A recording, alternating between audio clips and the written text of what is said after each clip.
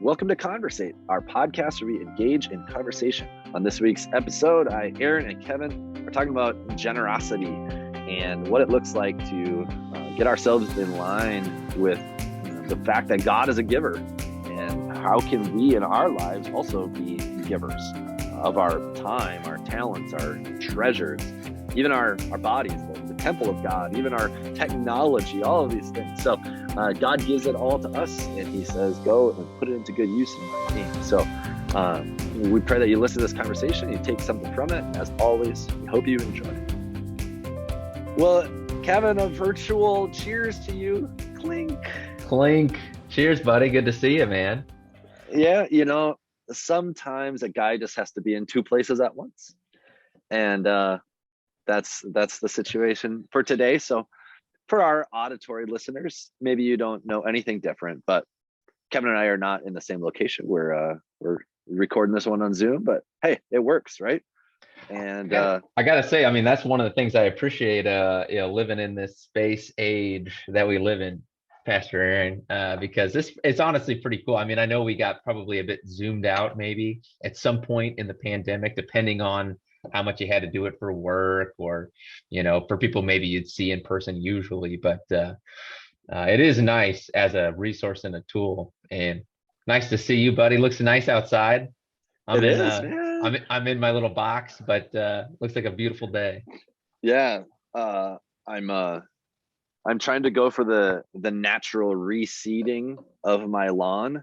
That's why we're letting it grow to seed. So it was a little thin, and so that's why it's so long. So as long as it's just the natural reseeding of your lawn and not your hair, right? Yeah. Ooh, that's like a different kind of reseeding. This is like wow. Yeah, two different kinds of not thinning out, flushing it out. So yeah. Yeah. So we've last year we Max built a bird feeder here in the backyard. I can show you. Well, it's hanging on this clothesline now. Yeah, so it used to hang on this post right here. But we've got chipmunks and squirrels. People with bird feeders probably know the gist, and they get into this thing and get all the seed and shake it out. So I told the kids let's try hanging it on the clothesline and see if the chipmunks and squirrels can shimmy across the clothesline. Well, we came out this morning, and the whole bird feeder is empty, but somebody put the wheelbarrow tipped over on its side right underneath the bird feeder, and there was a big fat squirrel under it this morning. So I think the bird feeder or the squirrel climbed onto the wheelbarrow, jumped up, and boom, knocked the whole thing down. So we're learning some lessons. Squirrels, man. Greedy buggers. That's right. Not trusting that God will just provide for their every need, coming and stealing from the birds. Yeah, they're the thief that breaks in and steals where moth and rust destroy those darn squirrels. Oh man, no, that's funny.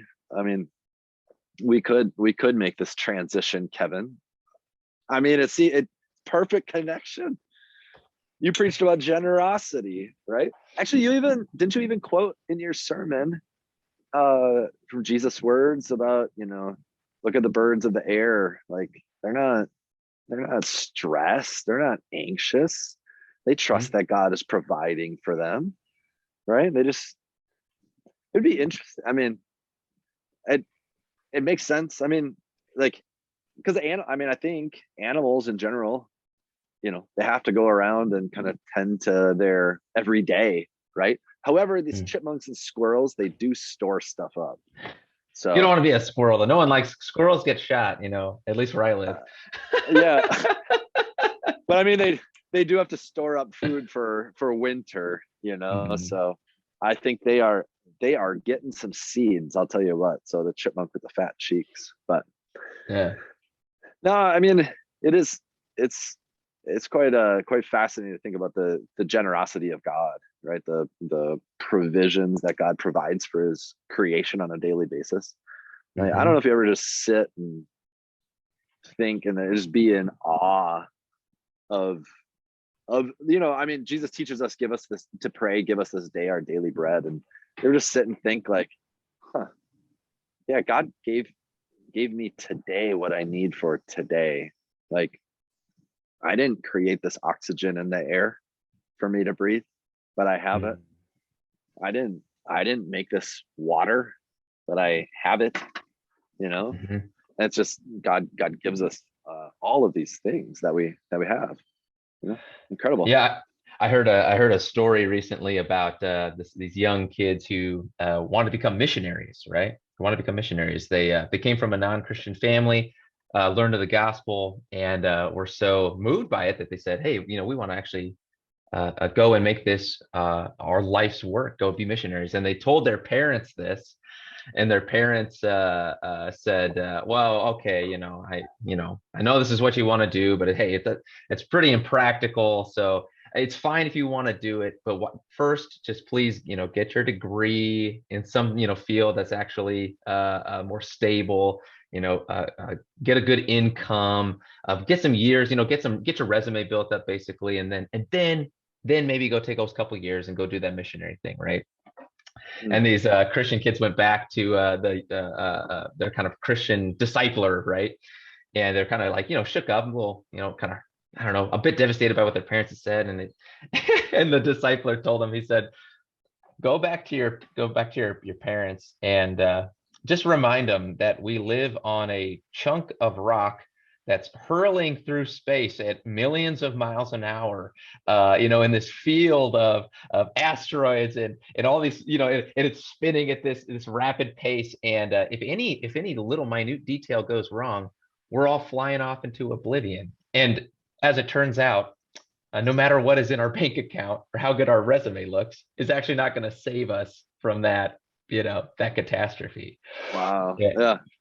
And I thought that was such a funny like anecdote, and it's like it's a bit harsh to think about, but it helps.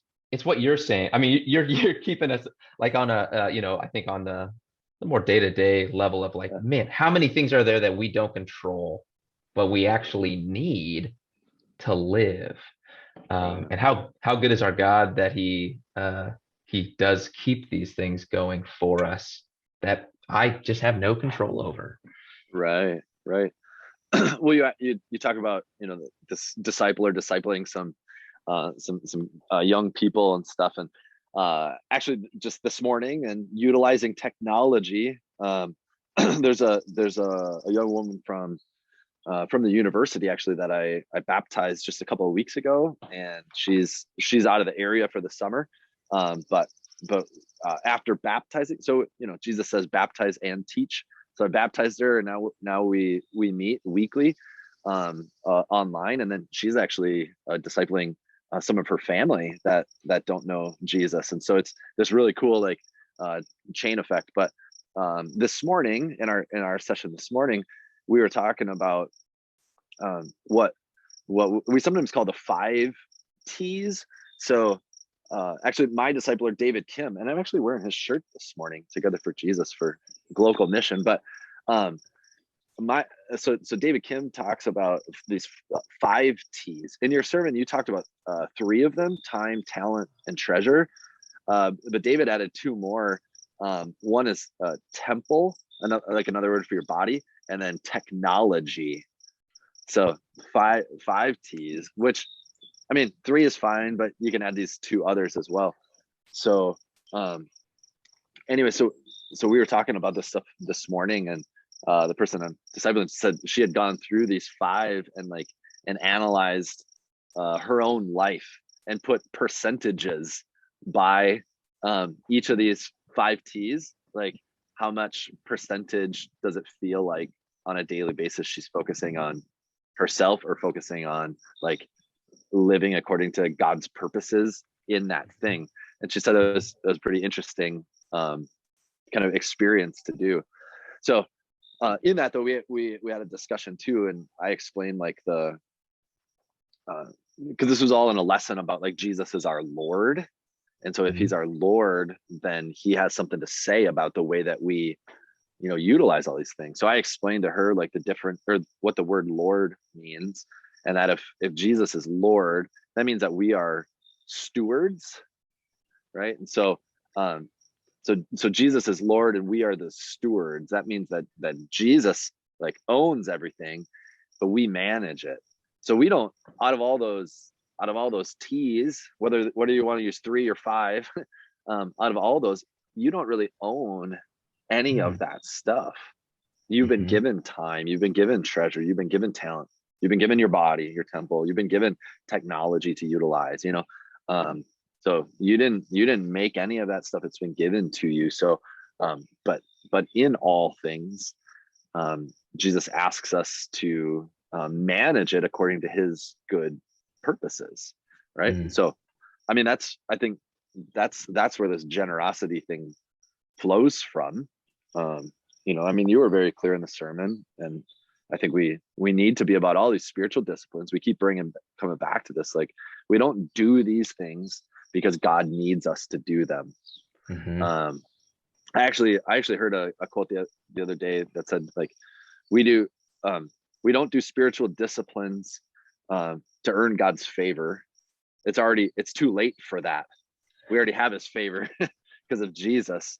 We do these things to grow in that, right? And so generosity flows out of us because our God is a generous God who's given us all these things. Like living in God's favor essentially is what we're doing. I love that idea of trying to keep in mind basically reality, which you would think, oh, that should be easy, we live in it all the time. But for whatever reason, I forget anyway, like, oh, my breath is actually a gift, like I don't control that. That kind of the astronomical, reality of this. It's like, it's so chaotic. There's no way I could control all of this. And thank goodness I don't have to, right? And so that, I think, becomes the freedom too in generosity, right? It's like giving is not so much, it's not so much like a show of like, oh, I'm a really good Christian, I'm a really generous guy, and so therefore I give. But it's like, it helps me remember that everything I have is a gift, and that someone else is kind of in charge and giving it to me to use. And if I don't give, that's when I tend to actually, in my life, when I think of my history, and I'd be curious, Aaron, to hear, I don't know if you have any anecdotes from your life, but like, there were, I was not born a generous person. That was not the condition of my human heart. And so in my life, I've operated out of like a scarcity mentality a lot, which is kind of like, I don't have enough, I need more. And so whenever more comes, I got to grab it and kind of stockpile it, like the squirrels and the chipmunks. I got to stockpile it because I'm so afraid of running out. I'm so afraid of losing out. And that was kind of in my email on that Monday after Sunday, I shared a little bit of my allowance from my dad growing up and how I never spent it. And because I kind of had this scarcity mentality, and that really followed me even through college and into the early days of my career as well, when I was actually making money, when actually God was blessing me with more than I'd ever had in my life. But I still was stuck in this mentality of I don't have enough. But I'd be curious to know, like, for you, I mean, how was generosity maybe modeled for you, in your life, or what were some experiences you had that helped show you really what a gift generosity is, and not so much something we're having to be doing, or having to owe God. Yeah. And I'm gonna speak very much in the line of the treasure piece, the money piece, because I think that if people are honest, that one's actually the hardest and the most painful one, and I don't know, I don't know who's listening, but sometimes people will feel like they can exchange giving of their time in like proportionate exchange for then not giving money. I just don't buy it, and I'm not even saying this like from the pastoral role who has to like manage the church budget so that we can have all these, the building and staff and programs and stuff. I mean, God will provide as we need provision. But so in my own personal experience, this quick story. I mean, when my wife and I, and I'm very, very open and honest with this. I've shared this in sermons before, but when my wife and I were first married, we got married right out of college. So college, marriage, moved to the seminary, started school. When we got to school, my wife still had a whole semester to be a student teacher to finish her degree. So she did that in St. Louis, Missouri. So she wasn't making any income.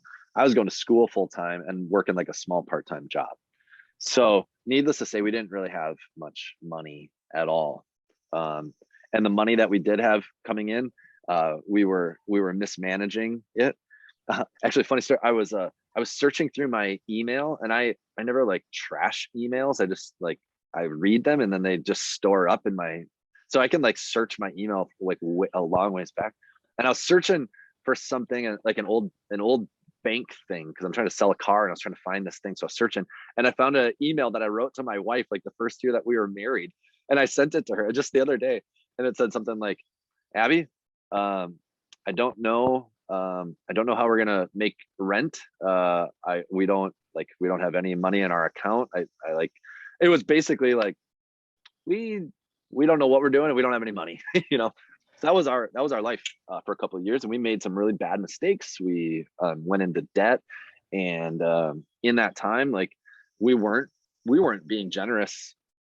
I mean, we hung out with friends, but we gave no money anywhere. You know, it was very much a scarcity mindset. It was like we don't have anything now. Someday we will, and we'll do it then. You know, and that was the idea. So we spent 2 years of marriage really messing up our financial life and not being generous at all. Our third year of marriage, when we were on our vicarage, that internship year, we were introduced to this class called Dave Ramsey's Financial Peace University. I think you're familiar with it. Some of our listeners probably are.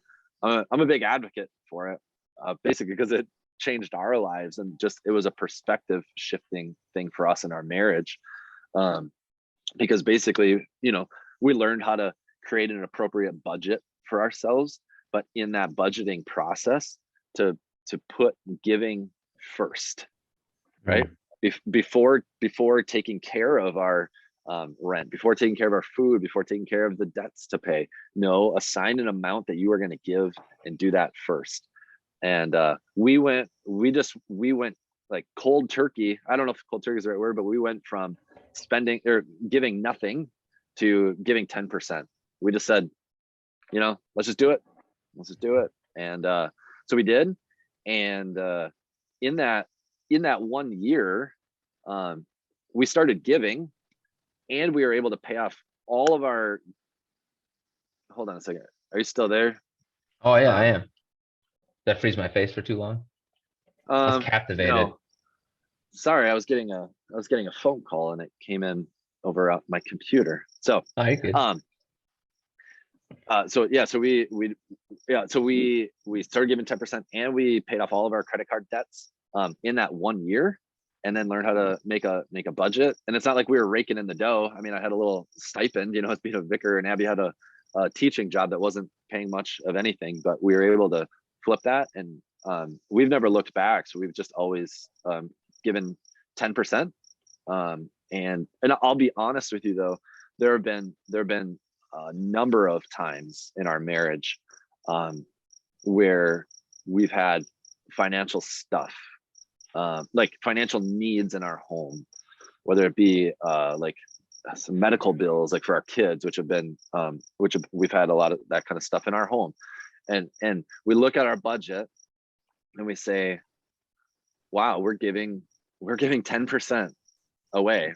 And that's right on the top of the budget. It's a big chunk.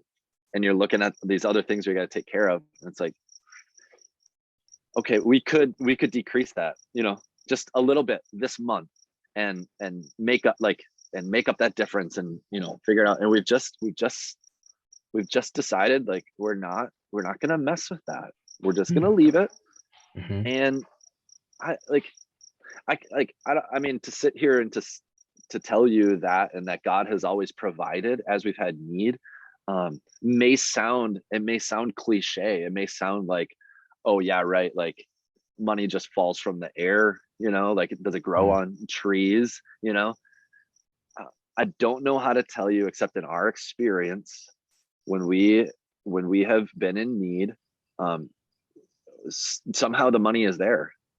Like sometimes people, whether it's family or somebody, reaches out and offers us a gift.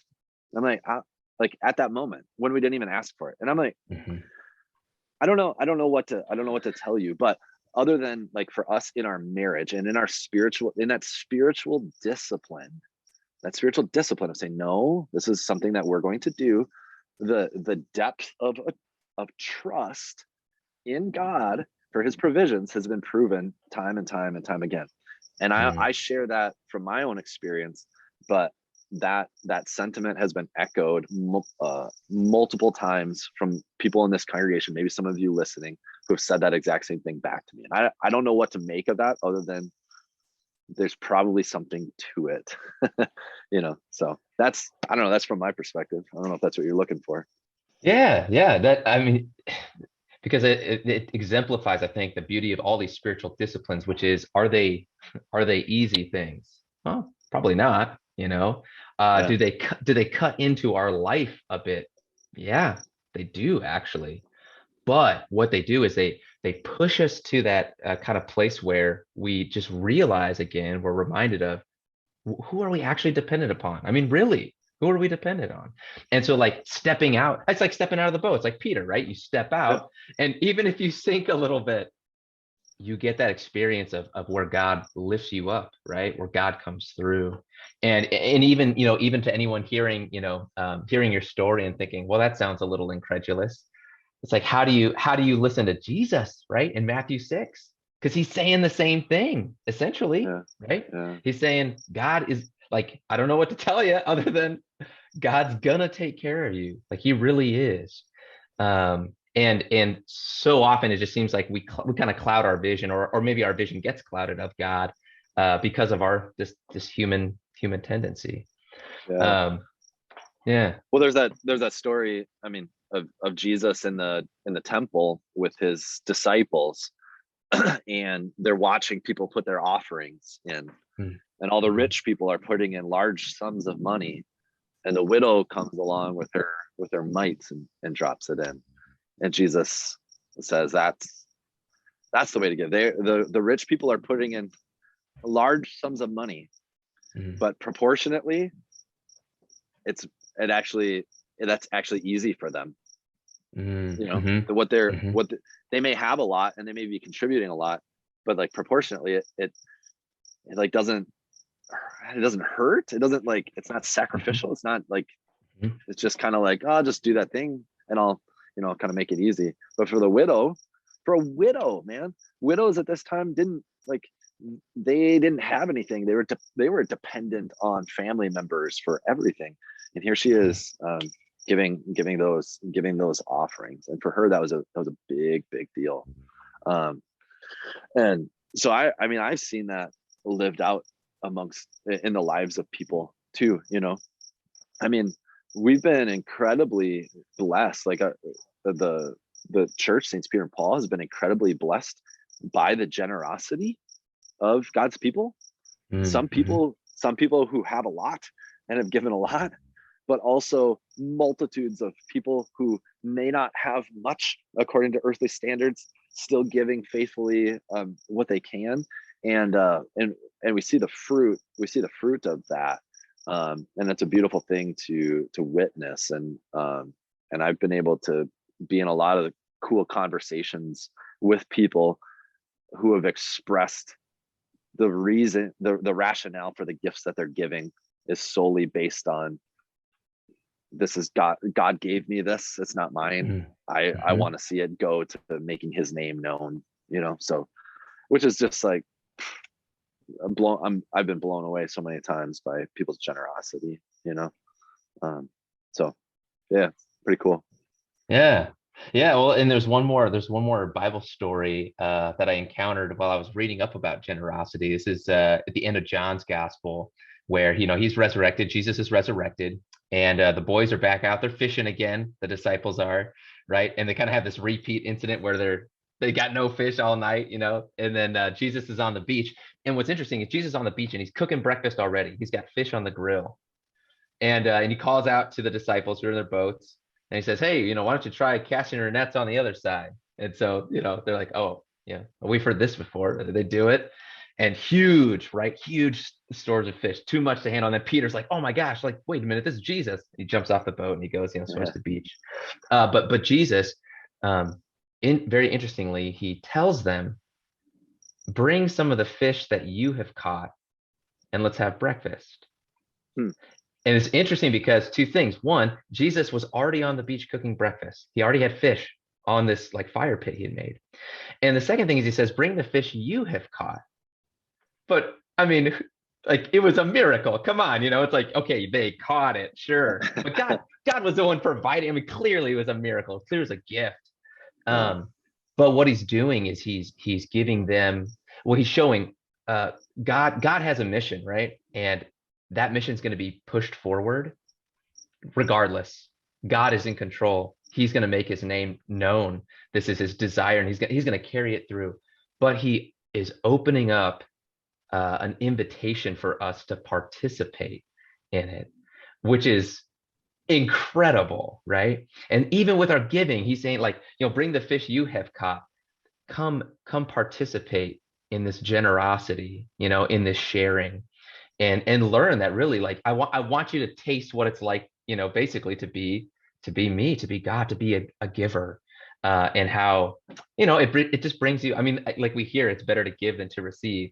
But I think everyone has had those experiences where they've had those moments where they, they gave, and maybe it was to, to the church, to a bigger cause, something bigger than themselves. And it makes you happy. I don't know, it makes you excited. Yeah. It gives you purpose and drive. For sure. I guess I want to come back though to to my my non-paid commission speech about this Financial Peace University. Mhm. Whether it's that course or something like it. Sorry, the chipmunk is right there. Get the gun. Brave little guy. There's no seed, man. Go away. My kids have named him Chippy, but there's more than one. All right, sorry.